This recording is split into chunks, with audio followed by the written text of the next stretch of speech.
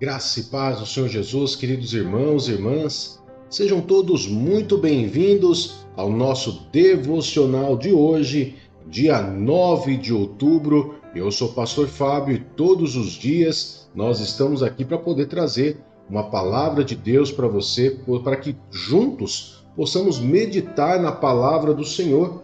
Afinal de contas, meditar na palavra do Senhor deve ser a nossa primeira ação para que nós possamos nos manter firmes, fortes e para que nós possamos enfrentar todos os desafios do dia. Amém? Então eu quero agradecer a todos vocês que estão nos visitando, aos novos inscritos e você que nos assiste todos os dias, mas que ainda não é inscrito no canal. Então eu quero te fazer um convite para que você possa se inscrever em nosso canal, ativar o sininho de notificação, deixar aí o seu comentário, deixar aí o seu pedido de oração, para que você possa estar com a gente e também para que nós possamos estar orando por vocês, tá bom? Então, inscreva-se em nosso canal. Queridos, o nosso tema hoje, ele é um devocional de curiosidades. Muitas pessoas que nos acompanham, que nos conhecem, sabe que o canal Ministério Zoe, embora nós venhamos trazer, nós venhamos trazer mensagens de devocional, mas nós falamos muito nossas lives sobre cura e libertação. E o que muitas vezes as pessoas elas não conseguem entender é como que uma pessoa pode ser dominada por um espírito imundo. Como que ele entra numa pessoa? Como que ele domina uma pessoa? Como que ele atinge uma pessoa ao ponto de tomar a consciência dela, o cérebro dela, e fazer com que obedeça aos comandos desse ser imundo? Então eu quero trazer aqui uma passagem, queridos, para que você possa estar meditando comigo aqui nesse momento. Por isso o tema de nossa mensagem é uma história muito conhecida, que é a cura de um endemoniado. Bom, então eu quero que você possa estar observando e se atentando a essa mensagem, que é muito importante, para que você possa meditar, conhecer. Quanto mais você conhecer da palavra de Deus, menor vai ser a possibilidade de você ser enganado por esses seres imundos, tá bom? Então vamos lá. A cura de um endemoniado tem nos 3 evangelhos, Mateus, Marcos e Lucas, mas eu separei aqui o livro de Lucas, capítulo 8, versos 26 a 33. Como eu disse, ele tem como tema a cura de um endemoniado. Verso 26 em diante diz assim, Navegaram para a região dos Gerazenos, que fica do outro lado do lago, frente à Galileia. Quando Jesus pisou em terra, foi ao encontro dele um endemoniado daquela cidade. Fazia muito tempo que aquele homem não usava roupas, nem vivia em casa alguma, mas nos sepulcros. Quando viu Jesus, gritou, prostrou-se aos seus pés e disse em alta voz, Que queres comigo, Jesus, Filho do Deus Altíssimo? Rogo-te que não me atormentes. Pois Jesus havia ordenado que o espírito imundo saísse daquele homem. Muitas vezes ele tinha se apoderado dele. Mesmo com pés e mãos acorrentados e entregue aos cuidados de guardas, quebrava as correntes e era levado pelo demônio a lugares solitários. Jesus lhe perguntou, qual é o seu nome? Legião, respondeu ele, porque muitos demônios haviam entrado nele, e imploravam-lhe que não os mandasse para o abismo. Uma grande manada de porcos estava pastando naquela colina. Os demônios imploraram a Jesus que lhes permitisse entrar neles, e Jesus lhes deu permissão. Saindo do homem, os demônios entraram nos porcos e toda a manada atirou-se precipício abaixo em direção ao lago e se afogou. Essa é uma história muito conhecida, queridos, na Bíblia. E ela nos traz aqui alguns detalhes importantes para que nós possamos meditar. Primeira coisa que nós vamos entender aqui é que esse ser, que é um demônio, ele vai procurar entrar na vida de pessoas para poder realizar aquilo que eles fazem de melhor. E o que esses seres fazem de melhor? Matar, roubar e destruir. João 10:10. Ok? Então esses seres eles vão procurar suas vítimas para poder executar os seus planos. Mas claro que eles não vão se apresentar de qualquer jeito, vão se apresentar como os seres imundos que eles são. Eles não vão contar para vocês isso. Eles vão se apresentar de uma maneira bela, dócil, com uma cara de piedade, de justiça. Então eles vão se apresentar de alguma forma para poder ludibriar o ser humano e aos poucos ele ir ganhando confiança. E nessa dele ganhando confiança, esses seres eles vão ter algumas coisas, alguns lados para que eles possam entrar na vida desse ser humano. As formas mais comuns deles conseguirem entrar na vida do ser humano é através dos sentimentos, né? Sentimentos esses que de mágoa, rancor, ressentimentos, ódio, né? Amargura, são sentimentos maus que se você não liberar esses sentimentos, se você não confessar, se você não tiver pessoas para você poder resolver essa situação na sua alma, através dessas pequenas feridas na alma é a brecha pelo qual o inimigo ele entra. Ok? Eu já tive casos aonde o ser imundo, esse ser imundo, os demônios, estava na vida de uma pessoa já há 4 gerações. E qual era o sentimento? O ódio. O ódio foi gerado, entrou na vida de uma pessoa e com certeza durante 4 gerações daquela família, ele conseguiu ir renovando esse sentimento de ódio de alguma forma e foi renovando até parar na vida dessa pessoa a qual eu e a pastora atendemos. Então, queridos, nós começamos a entender que o espírito imundo ele tenta te enganar de algumas formas, como sentimentos, algo que te chama atenção, algo que muitas vezes pode ser a tua fraqueza ou que era a tua fraqueza antes de você se converter, o pecado atraente, a promiscuidade, tudo isso são formas que o inimigo tem de se aproximando de você. Não ache você que do nada ele vai entrar em você, do nada, vi lá, vamos entrar. Não.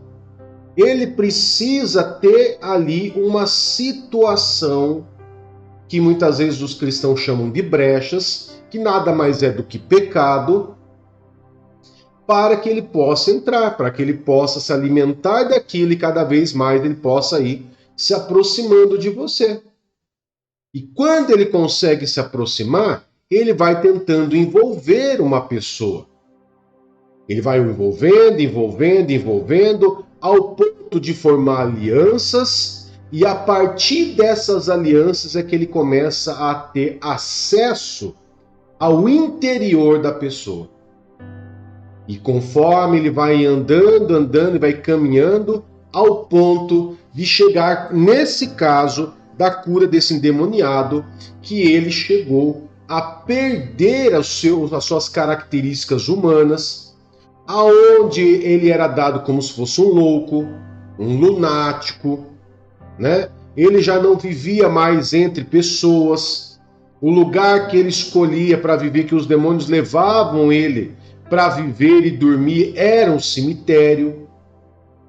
Então, queridos, tem situações que o inimigo ele vai tentar, né? Conforme o comprometimento da pessoa, o inimigo vai tomar o acesso principal, que é a mente da pessoa, levando aquela pessoa a viver daquele jeito. Nós vamos ver, por exemplo, no Brasil inteiro, nós vamos ver, por exemplo, pessoas escravizadas por esses demônios.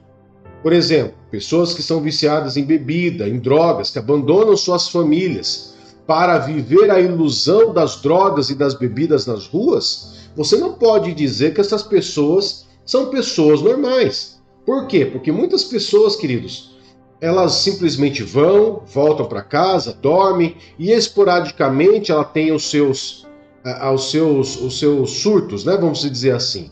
Isso pode ser somente algo físico e mental, mas pode ter ali uma grande chance de, com o tempo, o inimigo ele vai se aproximando tanto, vai tendo tanto acesso à vida daquela pessoa, que o demônio realmente arranca essa pessoa do meio da sua família e leva como escravos para os lugares que eles querem. Como no caso do endemoniado gadareno, levou ele para viver dentro de um cemitério.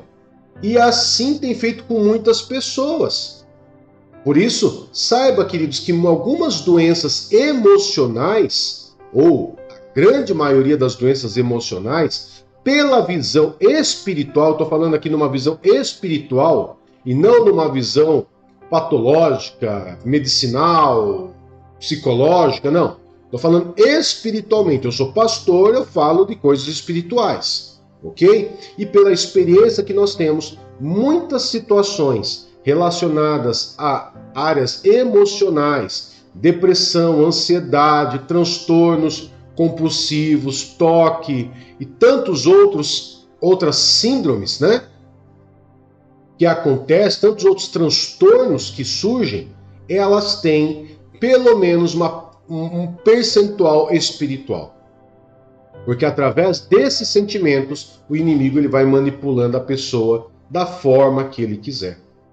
Tá? Então, queridos, tem situações muito sérias e que nós devemos nos alertar cada vez mais e entender que não é conhecer sobre os demônios, mas é saber como eles agem para que nós venhamos nos manter longe deles.